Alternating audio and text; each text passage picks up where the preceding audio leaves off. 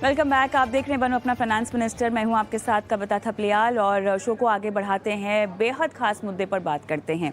Mutual fund में निवेश करने को लेकर रणनीति तो आपको हमेशा हर कोई बताता ही है, लेकिन आज हमारा फोकस है म्यूचुअल फंड से निकलने की रणनीति आपकी क्या होनी चाहिए। ऐसे बहुत सारे लोग हैं जो सालों साल अपने इन्वेस्टमेंट्स को पकड़ कर रखते हैं।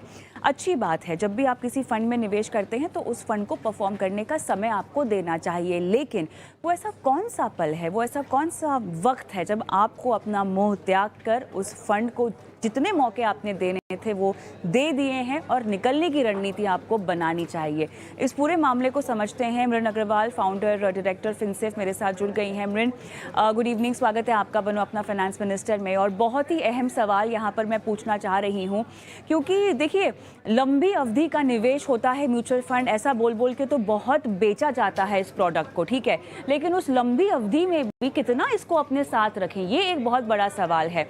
अब जैसे कि इस तरह का माहौल जहां बाजार में इतना उतार चढ़ाव है, इतनी जियोपॉलिटिकल टेंशन है, तुरंत प्रभाव से तो शायद परफॉर्मेंस में आपको कोई मसला नहीं दिखाई दे, लेकिन उतार चढ़ाव कभी ना कभी तो आपके म्यूचुअल फंड की परफॉर्मेंस पे रिफ्लेक्ट होता ही होता है। तो ऐसे कौन कौन से पैरामीटर्स होते हैं, ऐसे कौन कौन से पैमाने होते हैं जिनके ज़रिए आप ये डिसाइड कर ले कि भले ही आपने शुरुआत जो की थी वो लंबे साथ के वादे के साथ की थी, लेकिन बीच में फंड ने दगा दे दी और अब मौका नहीं देना चाहिए, इससे निकल जाना चाहिए। मृण, बताइए। तो नमस्ते कविता, आपका बहुत शुक्रिया कि आपने मुझे अपने शो में बुलाया वर्ल्ड इन्वेस्टर वीक में।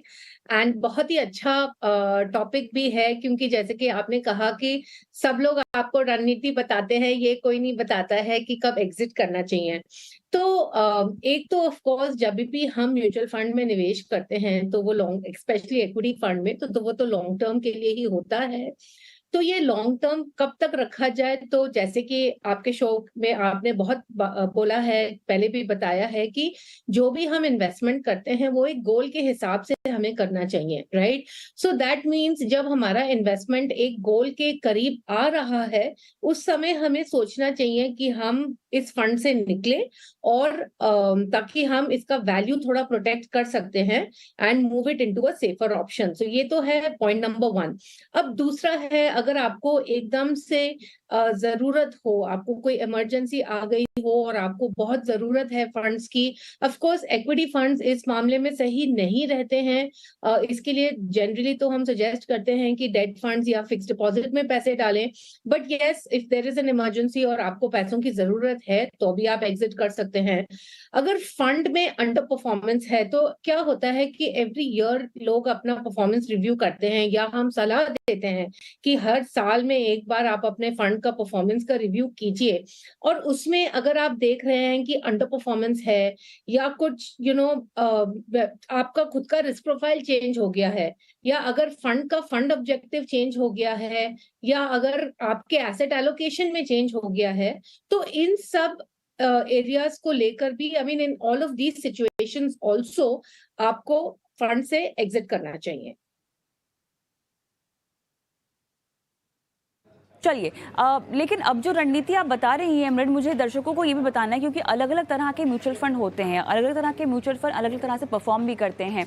तो अब जिस तरह से रणनीति कोई तय करना भी चाहे, तो क्या उस फंड की या उस कैटेगरी की परफॉर्मेंस के तहत जो है रणनीति तय की जाए, क्योंकि ऐसा नहीं है कि सभी का व्यवहार बाजार की चाल के मुताबिक सेम होगा। बिल्कुल। एक चीज जो ध्यान में रखनी चाहिए कि every fund has its cycles, right. ऐसा नहीं है कि एक फंड बस ऊपर ही रहेगा हर समय, राइट।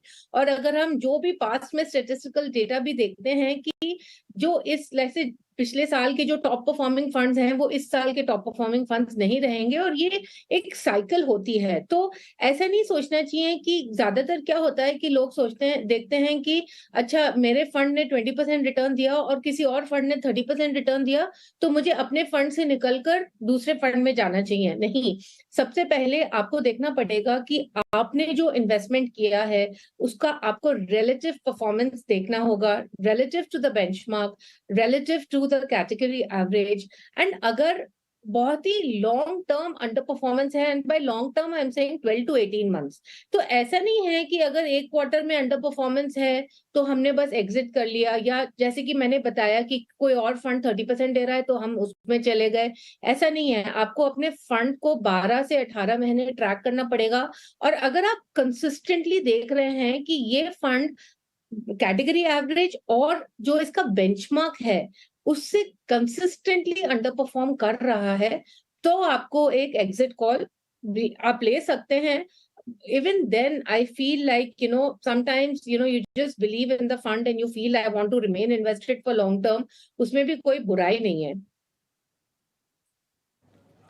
अच्छा, परफॉर्मेंस को कितनी तवज्जो देनी चाहिए? क्योंकि मेरे ख्याल से एक लौता ऐसा ट्रिगर जिस पर लोग बहुत ज़्यादा डिपेंडेंट रहते हैं, वो है फ़ंड की परफॉर्मेंस। इसको एक तो परफॉर्मेंस आंकने का सही तरीका क्या होता है, बिकॉज बहुत लोगों को ये भी नहीं पता। अच्छा, परफॉर्मेंस को आंकने का सही तरीका फ़ंड में एंट्री लेने के लिए और एग्जिट लेने के लिए कितना ज़रूरी होता है, ये भी ज़रा समझा दीजिए।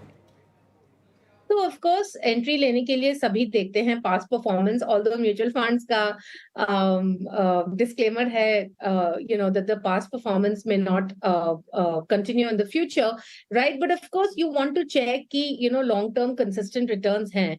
But since हम exit के बारे में बात कर रहे हैं, एक तो हमने अंडर परफॉर्मेंस के बारे में बात की, दूसरा है कि जब other than just the pure performance of the fund, we also need to see अगर हमारे पास बहुत सारे फंड्स हैं in the same category and the same fund house, right?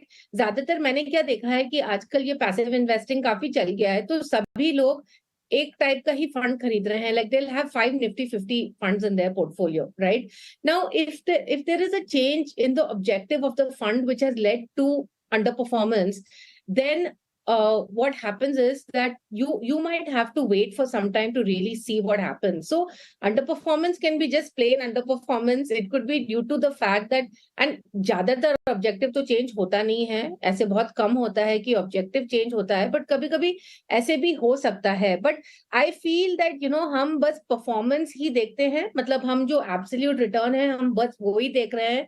But what I feel very importantly is कि लोगों को ये भी परखना चाहिए कि अगर हमारे पोर्टफोलियो में एक ही टाइप के बहुत सारे फंड हैं, या एक ही फंड हाउस से हमारे पास सारे फंड हैं, आपकी मतलब काफी सारे शोज में मैंने देखा है लोगों के पोर्टफोलियोज में एक ही फंड हाउस का mid cap, large cap, small cap रहेगा, राइट? या अगर आपने बहुत छोटे छोटे अमाउंट्स इन्वेस्ट किए हैं, and you have too many funds in the portfolio, honestly all of this also can impact performance. So it's not only performance at a fund level, you are also looking at performance at an overall portfolio level. Alright, चलिए मृन, इसी के साथ इस चर्चा को हम यहीं समाप्त करते हैं। बहुत बहुत धन्यवाद, आपका समय निकाला, और उम्मीद करते हैं दर्शकों ने आपकी तमाम बातों को समझ लिया हो और गांठ भी बांध लिया हो। धन्यवाद। चलिए, तो म्यूचुअल फंड में एग्जिट की स्ट्रैटेजी हमने आपको समझा दी आज के शो में, लेकिन फिलहाल रुकेंगे छोटे से ब्रेक के लिए, क्योंकि ब्रेक के उस पार हम बात करेंगे आपके म्यूचुअल फंड या इन्वेस्टमेंट पोर्टफोलियो की। लाइव दर्शक हमारे साथ जुड़ेंगे जो अपने सवाल पूछना चाहते हैं, अपनी फाइनेंशियल प्लानिंग दर्शकों से हमारे एक्सपर्ट्स के जरिए करवाना चाहते हैं। और ब्रेक पर जाऊं उससे पहले हमारा व्हाट्सएप नंबर जो आपकी स्क्रीन पे अब फ्लैश होगा, नोट डाउन कर लीजिए, अपने सवाल झटपट भेज दीजिए हमें। चाहें तो यूट्यूब पर भी हमें लाइव देखें, पुराने शोज भी देख सकते हैं और अपने सवाल कमेंट बॉक्स में भी छोड़ सकते हैं। आपके तमाम सवाल हम शो में शामिल